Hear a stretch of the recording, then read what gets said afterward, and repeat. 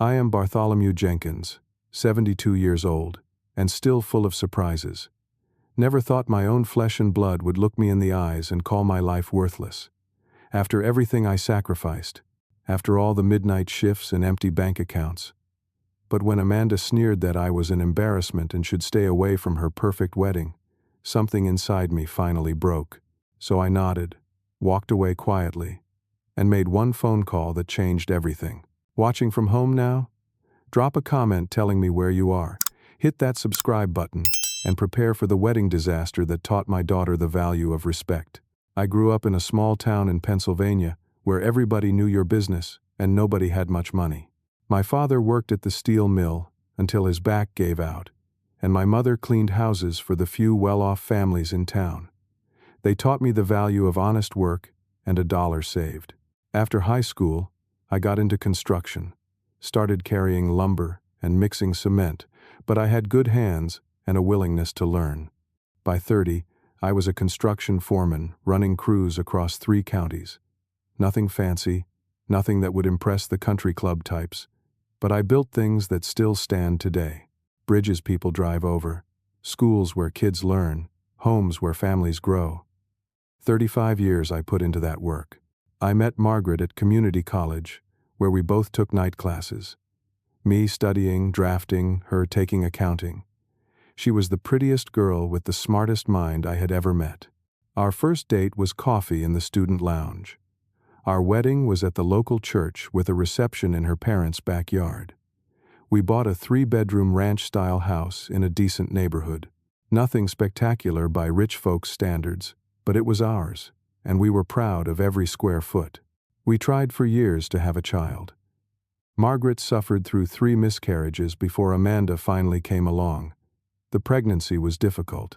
The doctors put Margaret on bed rest for the last 2 months. I would come home from work sites, dirty and tired, and still cook dinner, clean the house, and make sure Margaret had everything she needed. When Amanda was born, we both cried. She was our miracle. Life was simple but good for 14 years.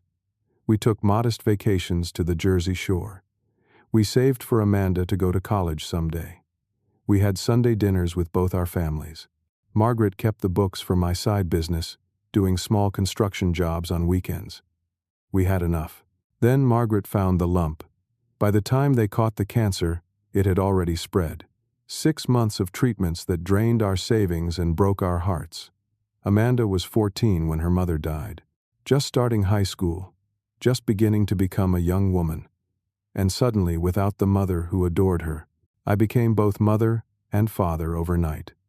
A 50-year-old construction worker, trying to figure out teenage girl problems. I learned to braid hair from YouTube videos. I took her shopping for things I had no understanding of. I sat up late helping with algebra homework, even though Margaret had always handled that. I tried. Lord knows I tried. Amanda withdrew into her studies. Maybe it was her way of coping. She got straight A's and joined every club that would look good on college applications. I worked extra shifts to pay for SAT prep courses. I took side jobs on weekends to cover the cost of her dance classes and science camps. When she needed a better computer for schoolwork, I sold my father's pocket watch that he had given me before he passed. Her junior year, Amanda decided she wanted to transfer to Westmont Preparatory Academy, a private school where all the wealthy kids went. The tuition was more than I made in 3 months, but she argued it would help her get into a better college. I sold the fishing cabin my grandfather had left me. I took out a loan against my retirement. I made it happen because I believed in her. The sacrifice paid off when Amanda got a full scholarship to Princeton. I had never been so proud in my life. At her high school graduation, I sat alone in the audience, holding an empty seat for Margaret, tears running down my face as Amanda gave the valedictorian speech. She spoke about perseverance and dreams. She thanked her teachers. She mentioned her mother briefly. She did not mention me. College changed my daughter in ways I struggled to understand. Her voice developed a different accent. Her clothes became brands I could not pronounce. When she came home for holidays, she spent most of the time on her phone, making plans to meet up with her new college friends. She brought home laundry but rarely stories. The distance between us grew with each semester. During her junior year, she landed an internship at Crawford, Benson and Reed, a high-profile law firm in Philadelphia. That summer, she barely came home at all. When she did, she talked about partners and briefs and cases in a language that seemed designed to exclude me from the conversation. I smiled and nodded and felt the gap between us widen. That September, she called to tell me she was bringing someone home for Thanksgiving. His name was Jackson Harrington III. His father owned a hedge fund. His mother was on the board of the Philadelphia Symphony. They had met at the firm where he was a first-year associate. I spent 2 weeks getting the house ready, painted the living room, fixed the loose step on the porch, bought a new tablecloth, and fancy wines I could not afford. Still, when they pulled up in his Mercedes, I saw Amanda scanning the neighborhood with nervous eyes. Jackson was polite in that way, that rich people are when they are uncomfortable but trying not to show it. He called me sir and complimented the house in a tone that suggested he had never seen anything quite so quaint. He examined my bookshelves with the interest of an anthropologist studying a foreign culture. Amanda watched him with anxious eyes, jumping in to explain away anything that might seem too ordinary. Over dinner, I asked about his family and his work. He answered with practiced ease but never asked about my life or career. Amanda kept steering the conversation back to their friends from the firm and their plans after graduation. When I brought up stories from her childhood, she quickly changed the subject. After they left, the house felt emptier than ever. I sat in my recliner holding the Christmas ornament Amanda had made in 3rd grade, wondering where my little girl had gone. 6 months later, Amanda called to tell me she was engaged. Jackson had proposed at a rooftop restaurant in New York with a ring that cost more than my house. I congratulated her with genuine happiness. Whatever my feelings about Jackson, my daughter was happy, and that was what mattered most. I immediately offered to contribute to the wedding. It was tradition, and despite my modest means, I had been saving for this day since she was born. I had $45,000 set aside, a small fortune for me. Money that could have fixed my aging roof or replaced my 15-year-old truck, but I had always known it was for her.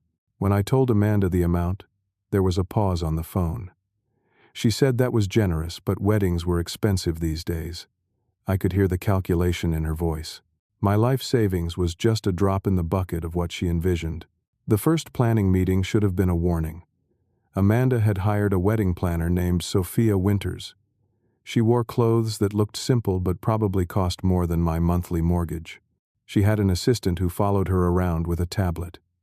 She greeted Amanda and Jackson with air kisses, and me with a distracted handshake. Throughout the meeting, Sophia addressed all her questions to Amanda and Jackson, discussing venues that started at $30,000 just for the space. When I suggested the botanical gardens where Margaret and I had taken Amanda as a child, Sophia and Amanda exchanged a look that made me feel foolish for speaking. By the end of that first meeting, I felt like an observer rather than a participant in my own daughter's wedding. But I told myself it was her day, not mine.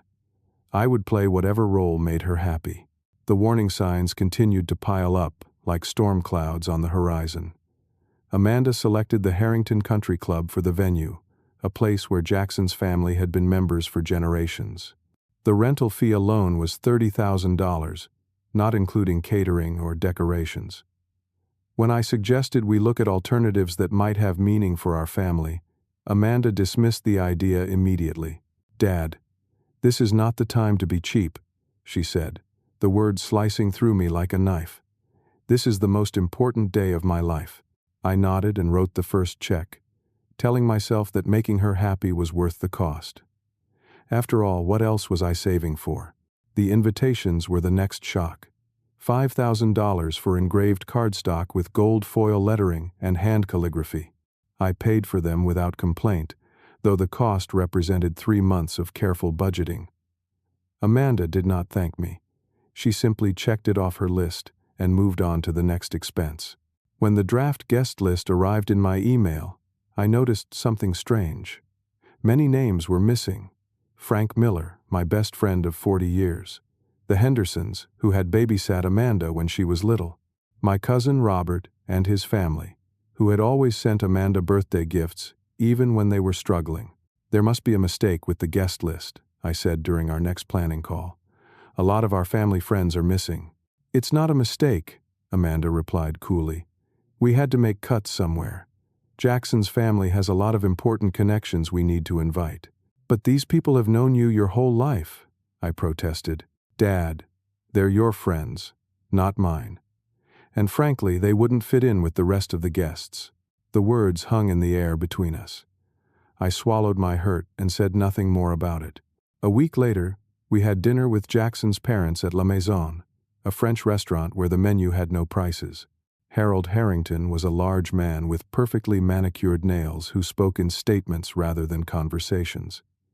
His wife Eleanor was rail-thin with diamond earrings that caught the light every time she turned her head. So, Bartholomew, Harold said, examining me over his wine glass. Amanda tells us you're in real estate development? I blinked in confusion. No, I'm a construction foreman, retired now. Dad oversaw major construction projects, Amanda interrupted, her voice tight. Commercial developments, infrastructure, that sort of thing. Oh? Harold raised an eyebrow. Any properties we might know? Before I could answer honestly that I had primarily built middle-class housing developments and small commercial buildings, Amanda jumped in again. The Wilson Tower downtown has Dad's fingerprints all over it, she said with a brittle laugh. It was technically true. My crew had done some of the interior finishing work on 3 floors of that building. But the way Amanda said it made it sound like I had designed or developed the skyscraper. Throughout dinner, Amanda interrupted whenever I tried to speak about my actual work or life. Each time, she would reshape my words to make my humble career sound more impressive, more in line with the Harringtons' world. By dessert, I hardly recognized the person she was describing. After dinner, as we waited for the valet to bring our cars, I pulled Amanda aside. Why did you tell them I was in real estate development? I asked quietly. She glanced toward the Harringtons, who were engaged in conversation several feet away. Because saying my dad is a construction worker doesn't exactly inspire confidence, she hissed. The Harringtons move in important circles. Appearances matter. I've never been ashamed of my work, I said, the hurt evident in my voice. Amanda's face softened slightly. I'm not ashamed, Dad. This wedding needs to maintain certain standards. Jackson's family is different from us. I drove home alone that night, her words echoing in my head, different from us, as if we belonged to separate species. The next day, my neighbor and best friend Frank came over to help me fix my leaking water heater. As we worked, I told him about the dinner and Amanda's behavior. Sounds to me like she's ashamed of where she comes from, Frank said bluntly, handing me a wrench. No, she's just navigating a different world now, I defended, though the words rang hollow even to my own ears. Bart, I've known that girl since she was in diapers. I love her like my own. But what you're describing isn't right. You deserve better. I changed the subject, unwilling to admit how much her behavior was hurting me. As the wedding date drew closer, Amanda called less frequently. When she did, it was always about logistics, deposits needed, or decisions to be approved. I tried to stay involved by sending supportive texts and asking questions about the plans. Most went unanswered or received one-word replies. One evening, while paying bills at my kitchen table, I came across the Save the Date card Amanda had sent. It featured a professional photograph of Amanda and Jackson on the beach at sunset. What struck me wasn't the image itself, but what was missing. There were no family photos, no picture of Amanda with me, nothing that acknowledged her life before Jackson. I ran my thumb over the glossy surface, feeling like a stranger to my own daughter's history. 6 months before the wedding, a thick, cream-colored envelope arrived in my mailbox. Inside was a formal invitation with elaborate calligraphy. Mr. Bartholomew Jenkins, it read, followed by the details of my daughter's wedding. Not father of the bride, just Mr. Jenkins, as if I were a distant acquaintance rather than the man who had raised her. I called Amanda that evening to ask about the rehearsal dinner arrangements. As the father of the bride, I had been setting aside money to host this traditional event. "Oh," she said, sounding distracted. "Jackson's parents are handling the rehearsal dinner. It's going to be at the Royal Harbor Yacht Club. That's their territory, not mine," I said with a small laugh. "But I'm happy to contribute or help plan it." A pause followed. "Actually, Dad, it's going to be a very small affair. Just the wedding party and immediate family." "Right," I said, confused. "That's why I'm asking about the details, so I can be prepared." Another pause, longer this time. "The thing is, Dad, the yacht club has strict membership rules. The Harringtons had to pull strings just to host it there. It's really just for the wedding party and the Harringtons' circle." The implication hung in the air. "Amanda," I said slowly, "are you saying I'm not invited to my own daughter's rehearsal dinner?" "Dad, please don't make this difficult. It's tradition for the groom's family to host the rehearsal dinner, and they want to do it their way. You'll be at the wedding. That's the important part." After we hung up, I spent the evening researching wedding traditions online. Everything I read confirmed what I already knew. The father of the bride was always included in the rehearsal dinner, regardless of who hosted it. This wasn't tradition. This was exclusion. 2 weeks later, I met with Sophia, the wedding planner, to discuss the father-daughter dance. I had been practicing in my living room to Unforgettable, the song Margaret and I had danced to at our wedding. "About that," Sophia said, not quite meeting my eyes. "Amanda was thinking of doing something special for that moment. She's asked her Uncle Robert to step in." Uncle Robert was Margaret's brother. He had been a good uncle to Amanda, sure, but he had never been more than an occasional presence in her life. "Why?" was all I could manage to ask. Sophia shuffled her papers. "Amanda mentioned something about Robert having more experience with formal dancing. She wants everything to be perfect." That night, I called Amanda directly. "I've been practicing our dance," I told her. "I'm getting pretty good." "Dad," she sighed. "We've been over this. Uncle Robert makes more sense for the ceremonial dance. He's more polished." "I can take lessons," I offered. "There's a studio downtown that offers private instruction." "Why are you making everything so difficult?" she snapped. "This is my wedding.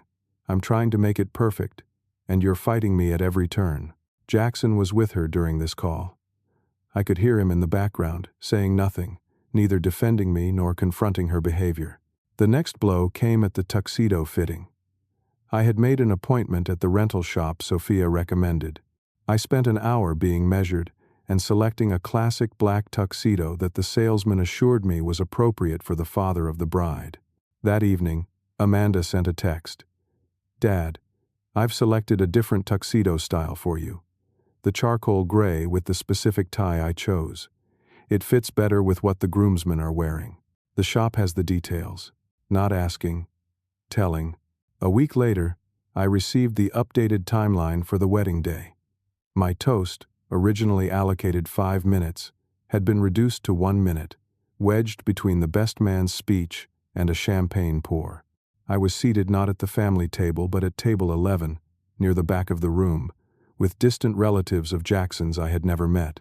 The final straw came when Sophia accidentally copied me on an email containing the full budget spreadsheet. As I scrolled through the document, the truth became clear.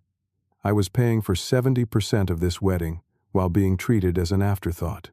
Every time Amanda or the Harringtons had insisted on an upgrade, the premium spirits, the extra floral arrangements, the luxury transportation, my contribution had quietly increased.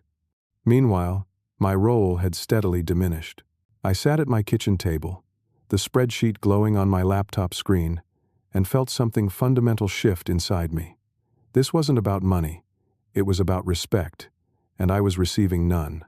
2 weeks before the wedding, a final planning meeting was scheduled at the country club. The purpose was to reveal the full decorations and do a walkthrough of the ceremony and reception. I arrived wearing the best suit I owned, pressed and clean, if a few years out of style. The ballroom had been transformed with elaborate floral arrangements cascading from the ceiling. Ice sculptures shaped like swans flanked the entryway, A string quartet played softly in the corner. The estimated cost of what I was seeing would have paid for a year of Amanda's college education. Amanda was deep in conversation with Sophia when she spotted me. Her smile faltered as she took in my appearance. "Dad," she said, her voice tight. "I thought you were wearing the new suit we discussed." "This is my best suit," I replied. "I've had it cleaned, specially." She pressed her lips together but said nothing more as Jackson's parents arrived. Harold Harrington clapped me on the shoulder with practiced joviality. "Bartholomew, ready for the big day? Better keep a tight grip on your wallet, eh? These women and their flowers." He laughed at his own joke, and I forced a smile. Eleanor Harrington gave me a cool once-over. "My goodness, is that a polyester blend? How durable." The comment was delivered with such practiced politeness that responding would have seemed like an overreaction. I simply nodded and excused myself to find a glass of water. Throughout the evening, I was introduced to various vendors and distant relatives as Amanda's father with no further explanation. I tried to engage in conversations about the ceremony, only to be gently but firmly steered away from decision-making. My role, it seemed, was to smile and sign checks. During the champagne toast practice, I raised my glass and offered a simple blessing. "To Amanda and Jackson. May your lives together be filled with the same joy you've brought to mine." Amanda winced visibly. After the toast, she pulled me aside into an empty side room. "Dad, when you speak at the reception, stick to the script Sophia gave you," she said. "And maybe let someone else check your toast before you give it." "What was wrong with what I just said?" I asked. "It was embarrassing," she replied. "Too sentimental. This isn't a Hallmark movie." I felt a flash of anger. "I've contributed nearly $50,000 to this wedding," I said quietly. "I've accepted being excluded from the rehearsal dinner. I've agreed to sit at the back of the room instead of with family. I've gone along with every change that has diminished my role. And now I can't even speak from the heart for 1 minute?" Amanda's face hardened. "This is exactly what I mean. You're making this all about you and your feelings and your money. This is my wedding day, not a referendum on our relationship." "Our relationship seems to be exactly the problem," I countered. "Ever since you got engaged, you've been treating me like something to be hidden away. I'm your father, Amanda. And that entitles you to what, exactly?" she snapped. "Special treatment? A gold star for doing what fathers are supposed to do? Your life is nothing to be proud of. Don't show up if you can't handle not being the center of attention for once." The words hit me like a physical blow. We stood in silence, the sounds of the party continuing in the distance. I searched her face for any sign of regret, any flicker of the daughter I had raised. I found none. Without a word, I turned and walked out of the room, through the decorated ballroom, past Sophia's concerned glance, and out to the parking lot. My hands shook as I fumbled with my car keys. The drive home passed in a blur. About halfway there, I had to pull over because tears made it impossible to see the road. I sat on the shoulder of the highway, hazard lights blinking, a 72-year-old man sobbing like a child. When I finally made it home, I called Frank. Despite the late hour, he came right over with a bottle of whiskey and a listening ear. "She said my life is nothing to be proud of," I told him, the words still raw in my throat. "Told me not to come to the wedding." Frank's face darkened with anger. "That's not the Amanda I know. That's not how we raised her to be." "We?" I repeated. "You, me, Margaret. We all had a hand in raising her. Where did we go wrong, Frank?" "You didn't go wrong," he said firmly. "You gave that girl everything.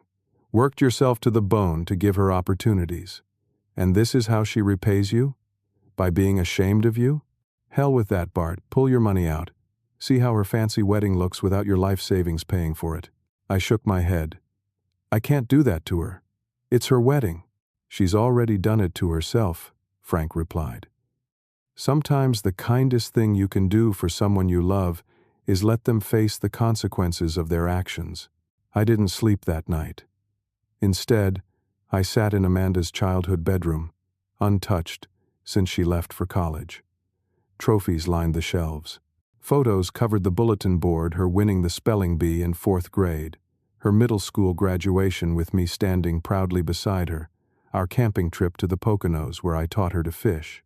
As dawn broke, I came to a realization. Enabling Amanda's behavior wasn't an act of love, it was an act of cowardice. Sometimes love means standing up for yourself, even when it hurts. With shaking hands, I retrieved all the wedding contracts I had signed. I spent the morning reviewing the cancellation clauses, payment schedules, and my legal obligations. Most deposits were non-refundable, but final payments were still pending for the venue, catering, flowers, and photography. What I was considering wasn't about revenge, it was about self-respect. It was about teaching my daughter that words have power and actions have consequences. Most importantly, it was about finally standing up for myself after years of silent sacrifice. By noon, my decision was made. I would withdraw my financial support from the wedding. Not out of malice, but out of the painful recognition that I could no longer participate in my own diminishment. With a calm that surprised me, I picked up the phone and called Sophia, the wedding planner. "I need to speak with you about the wedding finances," I said when she answered. "Of course, Mr. Jenkins. Is everything okay?" Her voice held a note of concern. "I'm withdrawing my financial support for the remainder of the wedding expenses," I said simply. "I wanted to inform you directly so you can notify Amanda and the vendors."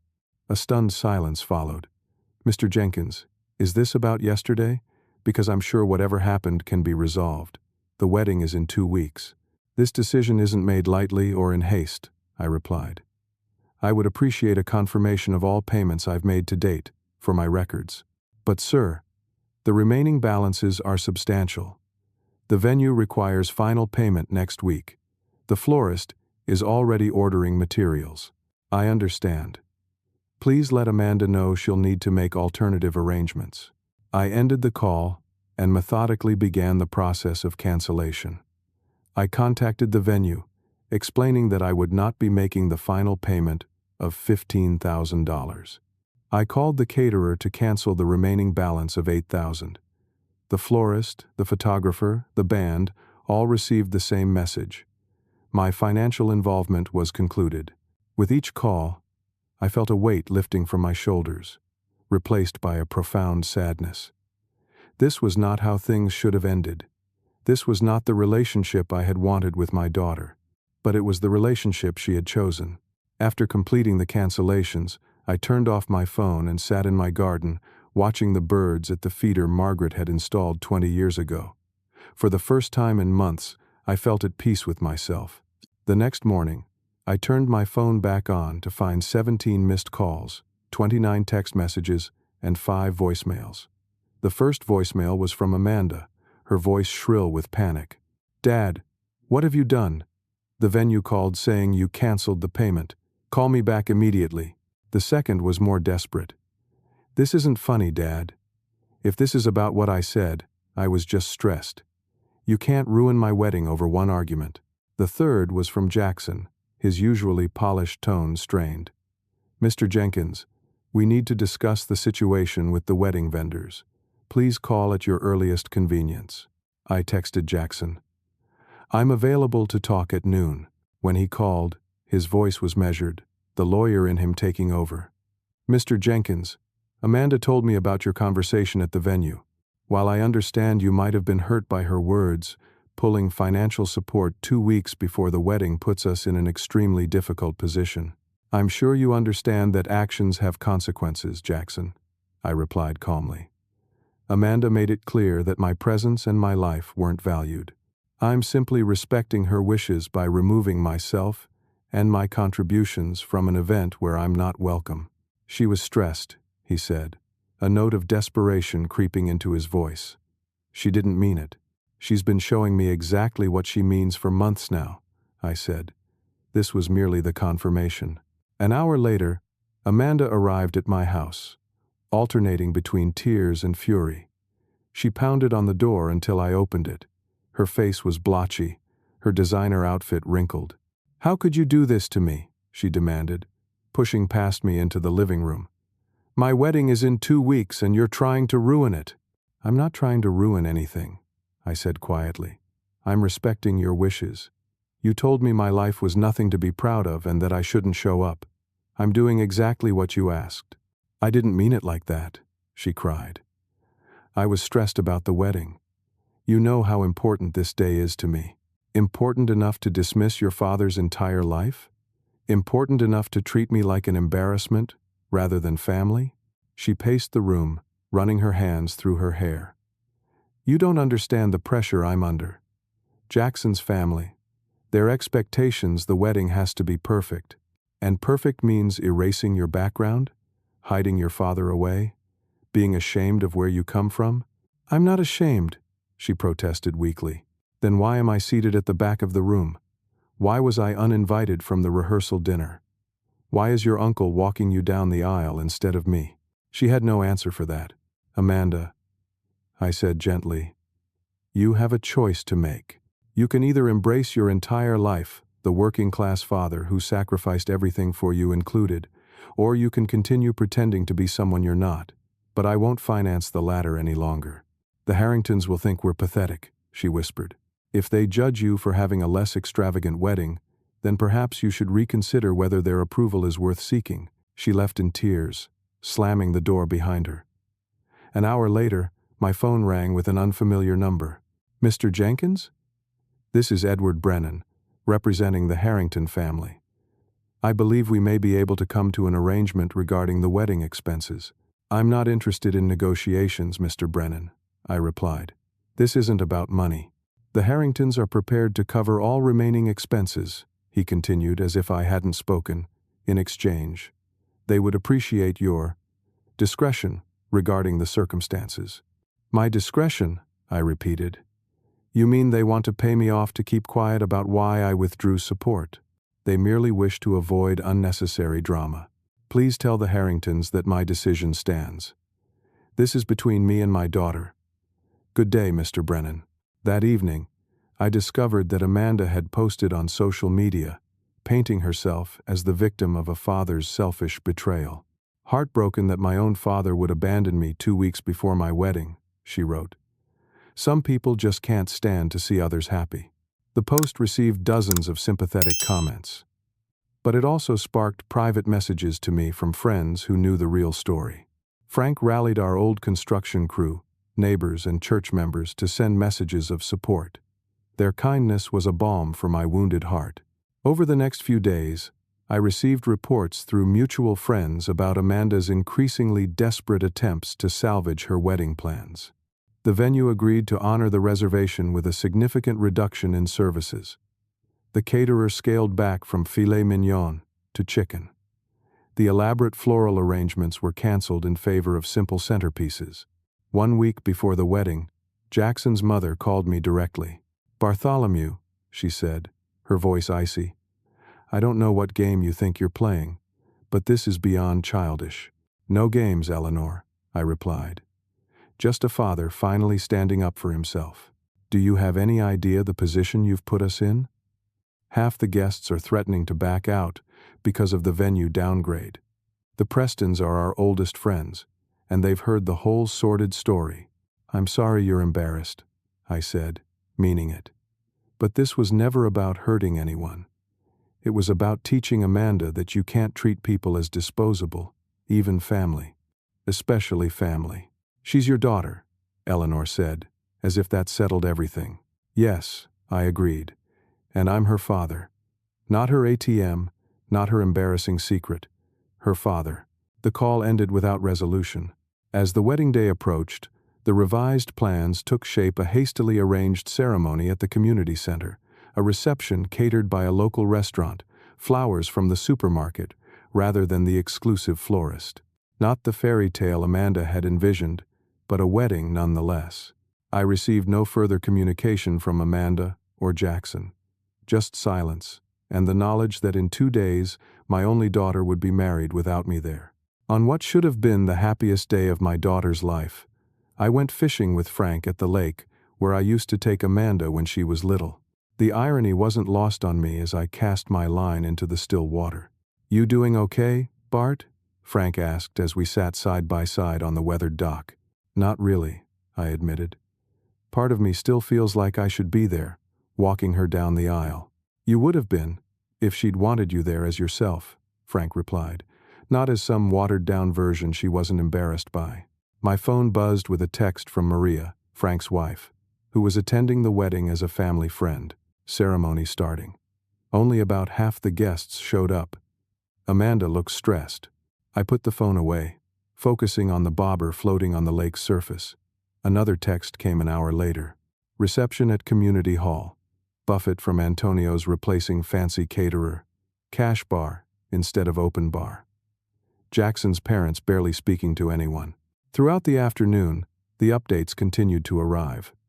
The wedding party had been reduced in size to save on floral costs. Amanda was wearing a simpler dress than the $12,000 gown she had originally selected. Jackson's family had left early, clearly disappointed by the downgraded celebrations. The cake just collapsed. Maria texted around 5 o'clock. 3 tears became 1. Everyone pretending not to notice. I should have felt vindicated. Instead, I felt only sadness. This wasn't what I had wanted. I hadn't withdrawn my support to punish Amanda, but to teach her that relationships require respect to flourish. That lesson was being delivered more harshly than I had intended. As Frank and I packed up our fishing gear, my phone rang. Amanda's number flashed on the screen. "Hello?" I answered cautiously. Her voice came through in broken sobs. "Are you happy now? Is this what you wanted? To humiliate me in front of everyone?" "Amanda," I said softly, "I never wanted to humiliate you." Half of Jackson's family left before the reception. His mother won't even look at me. The photographer canceled at the last minute because we couldn't pay the balance. We had to use someone's iPhone for pictures. "I'm sorry today wasn't what you planned," I said. "But this wasn't about revenge." "Then what was it about?" she demanded. "Because from where I'm standing, you deliberately ruined the most important day of my life. It was about teaching you that you can't treat people like they don't matter. You got exactly what you asked for, Amanda. You told me my life wasn't worth being proud of, that I shouldn't show up. I respected your wishes. I didn't mean it literally. Words matter," I said. "The way you treat people matters. You've been ashamed of me for years, embarrassed by your working-class background. I accepted it because I love you. But when you explicitly told me I wasn't good enough to be at your wedding, you crossed a line. I'll never forgive you for this," she whispered. "Never." The call ended, and I stood there holding the phone, wondering if I had just lost my daughter forever. The pain of that possibility was almost unbearable. That evening, social media exploded with conflicting narratives about the wedding. Some friends defended Amanda, calling me selfish and vindictive for pulling support at the last minute. Others, who knew more of the story, pointed out that respect was a two-way street. Photos began to circulate showing the stark difference between what had been planned a fairy tale at an exclusive country club and what had actually occurred, a modest gathering in a hastily decorated community hall. In one particularly telling image, Amanda stood beside Jackson, her smile strained, his parents notably absent from the frame. Later that night, Jackson called me. "Mr. Jenkins," he said, his voice tired. "I wanted to speak with you directly, man to man." "I appreciate that, Jackson. Today was difficult," he continued. "Not just for Amanda, but for everyone. My parents are furious. Our friends are confused. The wedding we spent months planning disappeared overnight." "I understand," I replied, "and I'm genuinely sorry for any embarrassment this caused you. My issue was never with you." "That's just it," he said, surprising me. "Throughout all of this, I stood by and said nothing. I watched Amanda push you aside, treat you as less than you deserve. I never stepped in, never called her out on it. I was so focused on pleasing my family that I forgot what really matters." His honesty caught me off guard. "That's unexpected from you, Jackson. I love your daughter, Mr. Jenkins. But today showed me a side of her I can't ignore. The way she treated the vendors when things went wrong, the blame she placed on everyone but herself. It's given me a lot to think about." "Marriage is about facing challenges together," I said. Today was just the first of many. Yes, he agreed quietly. I just hope we're strong enough for what comes next. After we hung up, I sat on my porch watching fireflies rise from the lawn, wondering what the fallout from today would mean for all of us. I hadn't set out to teach Jackson a lesson too, but perhaps it was one he needed to learn before embarking on a lifetime with my daughter. The weeks following the wedding were filled with silence. No calls from Amanda, no texts, no acknowledgement of my existence. Each day that passed deepened the wound, but also confirmed that I had made the right decision. A relationship built on disrespect and shame was no relationship at all. I fell into a period of grief and self-doubt. Had I been too harsh? Should I have swallowed my pride one more time for the sake of peace? The questions haunted me through sleepless nights. Frank suggested I join a support group for parents estranged from adult children. I was reluctant at first. The idea seemed like admitting defeat, but eventually I attended a meeting at the community center. Sitting in that circle of wounded parents, I found understanding I hadn't expected. "My son hasn't spoken to me in 3 years," said a woman named Dorothy. "All because I wouldn't co-sign a loan for his business venture that I knew would fail. My daughter married a man who isolates her from the family, shared a father named George. She told me I was controlling when I expressed concern. Their stories helped me realize that I wasn't alone. More importantly, they helped me understand that sometimes love means accepting the possibility of permanent estrangement rather than enabling destructive behavior. With this painful acceptance came a strange sort of freedom. I began renovating my house, starting with the kitchen Margaret had always wanted to update. I booked a 2-week trip to the Grand Canyon, a dream Margaret and I had put off until retirement, then put off again when she got sick. I reconnected with old friends Amanda had dismissed as too unsophisticated for her new life. We played poker on Thursday nights, went fishing on weekends, volunteered at the Veterans Center together. My life began to fill with authentic connections again. 3 months after the wedding, I signed up for an art class at the community center. I had never been artistic, but Margaret had always encouraged me to try new things. The instructor, Elaine Bradshaw, was a widow about my age, with kind eyes and a no-nonsense attitude I found refreshing. "That's not a tree, Bartholomew," she said, looking at my first attempt at painting. "That's a green lollipop on a stick." I laughed harder than I had in years. After class, I asked her to coffee. She accepted with a smile that warmed something long cold inside me. Elaine had lost her husband to a heart attack 5 years earlier. She understood grief and loneliness in a way only those who have experienced it can. We began spending time together: museums, concerts in the park, quiet dinners where we shared stories of our lives. "Tell me about your daughter," she asked one evening as we walked along the river. I shared the whole story, holding nothing back: the wedding disaster, the hurtful words, the silence that followed. "You did the right thing," she said after listening carefully. "You showed her that self-respect isn't negotiable. Whether she learns from it is up to her." The first contact from Amanda came 3 months and 2 weeks after her wedding. A text message, sent late on a Tuesday night. "We need to talk. Coffee tomorrow?" We met at a small cafe halfway between our homes. Amanda looked different, thinner, with dark circles under her eyes. The diamond on her finger caught the light as she fidgeted with her cup. "How have you been?" I asked, breaking the silence. "Honestly? Not great," she replied. "The honeymoon was tense.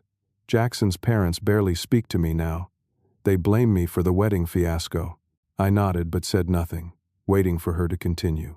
"I've been doing a lot of thinking," she said, not quite meeting my eyes. "About what happened. About what I said to you. And?" She sighed heavily. "I was wrong to speak to you that way. I was stressed about the wedding, trying to impress Jackson's family. I took it out on you because you were safe. I knew you'd always forgive me." "Words have power, Amanda," I said quietly. "They can't be unsaid once they're out there." "I know that now," she whispered. "I'm sorry, Dad." The apology hung between us, necessary but insufficient. "I appreciate that," I said finally. But I need you to understand something. I didn't withdraw my support to punish you. I did it because I finally realized that enabling your behavior wasn't helping either of us. You needed to see that treating people with disrespect has consequences." She nodded, tears forming in her eyes.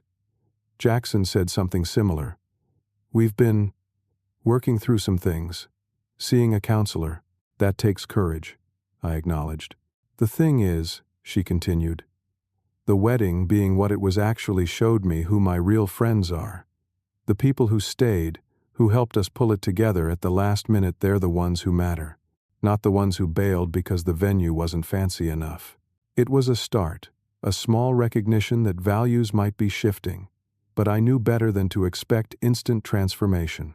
"I'd like us to try again," I said, "but things need to be different. I won't be hidden away or treated as an embarrassment. I'm proud of my life, Amanda. I built things that stand. I raised a daughter by myself. I loved your mother with everything I had. If that's not enough for the circles you want to move in, then those aren't circles worth joining." She nodded slowly. "I understand." We parted with a tentative hug and a promise to talk again soon. It wasn't forgiveness yet, but it was a beginning. Over the next 6 months, Amanda and I rebuilt our relationship, one careful conversation at a time. She and Jackson came to dinner at my house, a modest affair that would have mortified her before, but which she now accepted with grace. I introduced them to Elaine, who charmed them both with her straight talk and genuine interest in their lives. Most surprisingly, Jackson seemed to have undergone his own transformation. He asked questions about my construction career with genuine interest, even requesting a tour of some of the buildings I had helped create. He spoke less about his family's connections and more about his own goals and values. "The wedding was a wake-up call," he admitted during one dinner. "Watching my parents' reaction to things not going their way, it made me question whether their approval was worth seeking at any cost." By the 1-year anniversary of their wedding, a new normal had established itself. Amanda and I spoke weekly. She and Jackson joined Elaine and me for dinner monthly.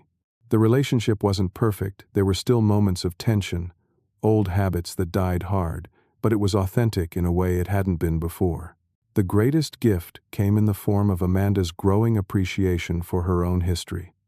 She asked for stories about her mother, about my work, about our life before she became ashamed of it. She hung a photo of our original family home in her new apartment. Small acknowledgments, but meaningful ones. One evening, as we finished dinner at my newly renovated home, Amanda raised her glass. "To my dad," she said, her voice steady, "whose life is absolutely something to be proud of." The words healed something broken inside me. Not because I needed her validation, but because they represented her growth. Standing up for myself had been the hardest thing I'd ever done. Harder than burying my wife. Harder than raising a daughter alone. But it had ultimately given both Amanda and me the chance to build a relationship based on truth rather than pretense.